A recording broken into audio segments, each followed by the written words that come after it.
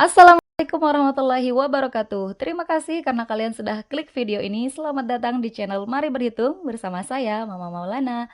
Kali ini kita akan bahas terkait jawaban terbaik kalian jika kalian ditanya tentang radikalisme dan separatisme saat wawancara CPNS dosen Kemdikbud dan Kemenak tahun 2021. Tapi sebelumnya buat teman-teman yang belum subscribe, yuk subscribe dulu dengan tekan tombol merah di bawah. Terima kasih teman-teman. Buat yang belum nonton terkait tips dan trik sukses wawancara, silahkan klik linknya di pojok kanan atas. Oke, kita lanjut. Radikalisme. Kenapa sih radikalisme ini penting untuk dibahas saat ini? Karena beberapa teman-teman kita yang pernah saya tanya tentang wawancaranya, banyak yang menjawab bahwa mereka diberikan pertanyaan terkait radikalisme dan separatisme, teman-teman. Di apa namanya itu Kementerian Pendidikan dan Kebudayaan maupun di Kementerian Keagamaan ini ditanyakan. Jadi tentang radikalisme dan separatisme, teman-teman. Nah, apa sih itu radikalisme? Jadi radikalisme menurut KBBI itu yang pertama, paham atau aliran yang radikal dalam politik. Kemudian yang kedua, paham atau aliran yang menginginkan perubahan atau pembaharuan sosial dan politik dengan cara kekerasan atau drastis. Kemudian yang ketiga, sikap ekstrim dalam aliran politik. Begitu teman-teman. Kita lanjutkan dulu. Separatisme. Apa itu separatisme? Separatisme menurut KBBI adalah paham atau gerakan untuk memisahkan diri atau mendirikan negara sendiri. Nah, separatisme ini adalah salah satu akibat dari radikalisme. Mereka saling berkaitan, teman-teman ya. Oke, kita selanjutnya akan membicarakan tentang faktor pemicu radikalisme. Apa saja? Nah, beberapa faktor yang dapat memicu terjadinya radikalisme atau paham radikalisme ini adalah sebagai berikut. Yang pertama, teman-teman, adalah sikap fanatisme yang berlebihan. Nah, sikap fanatisme ini keyakinan yang terlalu kuat terhadap ajaran baik itu politik, agama, budaya, dan lain sebagainya. Nah, kemudian terkait ideologi. Nah, ideologi ini cara berpikir seseorang atau suatu golongan. Jika cara berpikirnya terlalu ekstrim atau terlalu fanatisme seperti yang tadi, maka dia dapat memicu sikap atau paham radikalisme ini. Kemudian yang ketiga adalah faktor ekonomi. Kesenjangan ekonomi ini salah satu faktor yang mudah sekali untuk membuat orang terkena paham radikalisme ini, teman-teman. Kemudian selanjutnya adalah politik. Ini terutama ya politik ini. Jadi banyak orang yang mungkin tidak suka dengan pemerintahan, tidak suka dengan negara, maka dia dengan mudah terkena paham radikalisme. Apapun yang dilakukan oleh pemerintah, usaha apapun untuk membuat negara ini maju akan selalu terlihat salah, teman-teman, jika seseorang sudah terkena paham radikalisme ini. Kemudian selanjutnya adalah terkait budaya. Nah, yang terakhir adalah kesenjangan sosial, teman-teman. Oke, kita lanjutkan dulu akibat dari radikalisme ini. Beberapa akibat yang dapat ditimbulkan jika para pejabat negara termasuk ASN terpapar radikalisme. Nah, yang pertama adalah keamanan negara terancam, teman-teman. Nah, biasanya orang yang dengan paham radikalisme ini bisa menggunakan kekerasan dalam mencapai tujuannya. Dia bisa melakukan, misalkan contoh kecil dari tawuran, kemudian sampai membunuh bisa dilakukan. Gitu. Ingat aksi bom bunuh diri ini juga, bom bunuh diri ya yang sering terjadi di Indonesia beberapa waktu yang lalu gitu. Beberapa kali terjadi aksi bom bunuh diri. Ini juga termasuk dari salah satu paham radikalisme dan separatisme, teman-teman. Nah, jika pejabat atau pejabat negara atau ASN misalkan terpapar paham ini, maka tentunya keamanan negara akan sangat mudah untuk sangat mudah terancam gitu keamanannya. Nah, kemudian faktor yang kedua adalah bidang ekonomi. Terkait misalkan perizinan sampai persoalan investasi akan bermasalah. Karena orang-orang dengan paham radikalisme ini tentu akan menentang atau akan lebih mementingkan dan mengutamakan golongannya, teman-teman. Nah, eh, terkait perizinan sampai persoalan investasi. Nah, terkait investasi ini tentu adalah hal yang hal yang penting bagi negara gitu. Itu terkait bidang ekonomi, teman-teman ya. Jadi ini beberapa akibat dari radikalisme, teman-teman. Nah, yang ketiga adalah menyimpangnya dari aturan agama, teman-teman ya. Kenapa saya bilang menyimpang dari aturan agama? Karena setiap agama pastinya mengajarkan pada kebaikan ya, pada dasarnya mengajarkan pada kebaikan-kebaikan. Jangan bilang terorisme dan orang yang menganut radikalisme itu adalah suatu ajaran dari salah satu agama di Indonesia.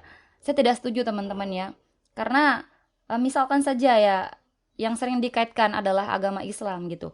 Katanya orang yang radikal maupun yang teroris itu adalah orang yang beragama Islam. Sesungguhnya tidak, teman-teman, karena agama Islam ini agama rahmatan lil alamin. Itu salah satu contohnya, teman-teman. Dan di agama-agama lain juga pastinya akan mengajarkan tentang bagaimana kita berbuat baik, teman-teman, kepada sesama ya.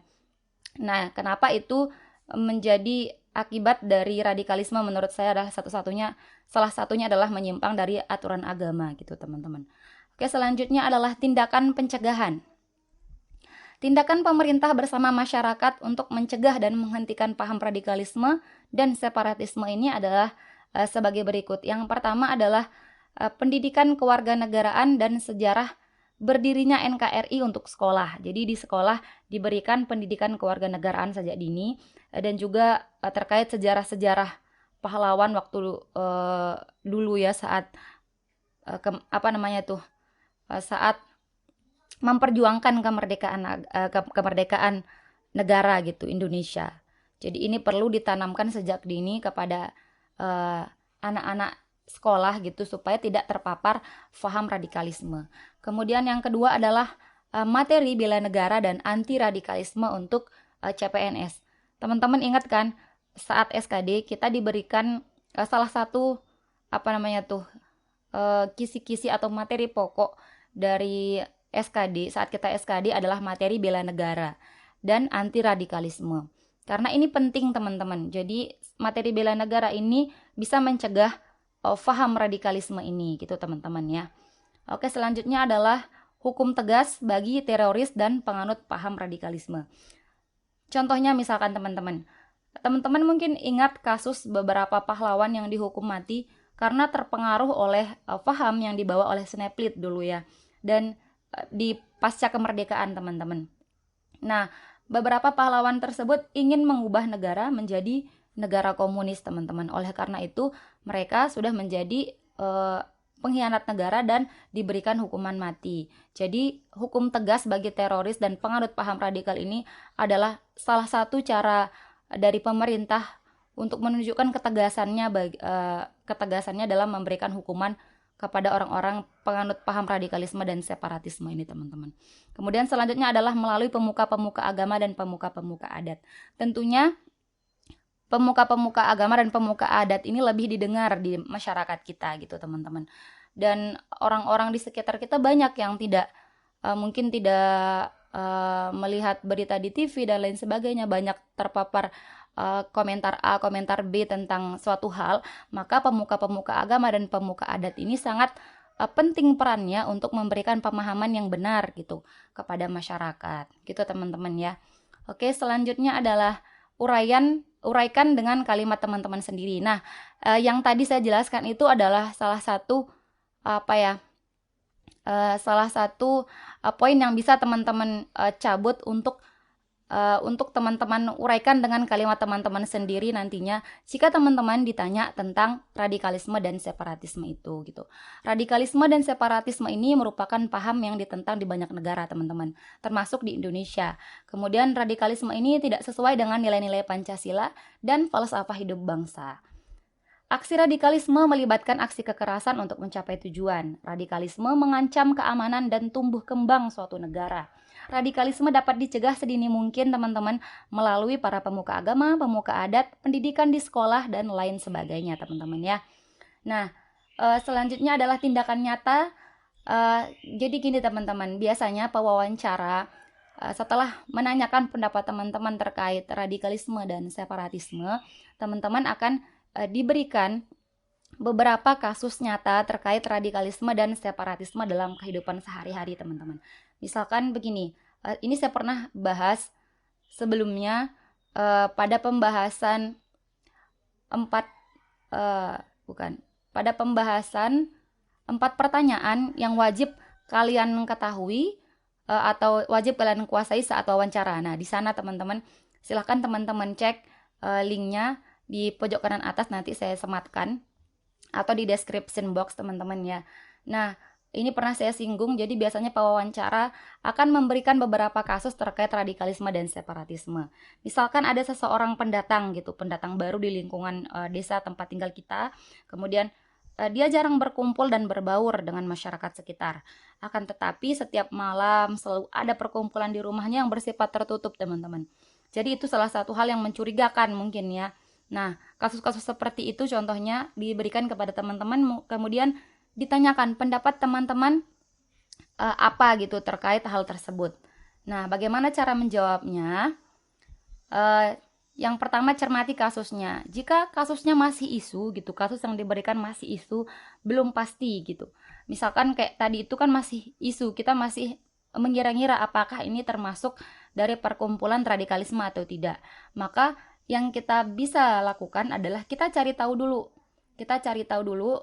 Mungkin kita bisa bicarakan dengan Pak RT, mungkin karena orang baru tersebut adalah tetangga kita, bicarakan dengan Pak RT, Pak RW, atau pemuka adat atau siapa gitu, supaya menanyakan langsung kepada orangnya gitu misalkan, atau bisa menyelidikinya lebih dalam lagi gitu teman-teman. Jadi kalau masih isu kita cari tahu dulu ya. Nah, sekarang bagaimana kalau sudah pasti nih, misalkan nanti di kasusnya teman-teman diberikan kasus yang misalkan gini, teman-teman mendengar sendiri pembicaraan dari beberapa orang, misalkan teman-teman lewat ada perkumpulan dan teman-teman dengar sendiri misalkan mereka akan melakukan bom bunuh diri atau mereka akan melakukan demonstrasi besar-besaran untuk menurunkan presiden misalkan atau pejabat misalkan, misal nih teman-teman, atau teman-teman mendengar sendiri bahwa perkumpulan tersebut akan melakukan aksi kekerasan gitulah pokoknya teman-teman, nanti akan diberikan yang terkait kasus-kasus radikalisme dan separatisme. Sudah pasti teman-teman dengar sendiri, maka tindakan teman-teman harusnya adalah langsung melaporkan ke pihak berwajib. Nggak boleh ditunda-tunda teman-teman, karena pencegahan dari tindakan-tindakan radikalisme dan separatisme ini harus segera dilakukan teman-teman, harus cepat ditindak gitu teman-teman ya. Nah, selanjutnya sampai di sini dulu teman-teman video kita kali ini. Semoga materi kali ini bermanfaat untuk kita semua dan bisa meningkatkan kecintaan kita kepada negara dan bisa melakukan apapun tujuan kita itu dengan cara damai, bukan kekerasan teman-teman ya. Jika video ini bermanfaat menurut teman-teman, silahkan klik like, komen, subscribe, dan nyalain tombol lonceng kalian biar saya semakin semangat untuk membuat konten-konten berikutnya. Dan jangan lupa share seluas-luasnya ke teman-teman kalian supaya manfaatnya tidak berhenti di kalian. Oke, terima kasih teman-teman. See you next time and bye-bye. Assalamualaikum warahmatullahi wabarakatuh.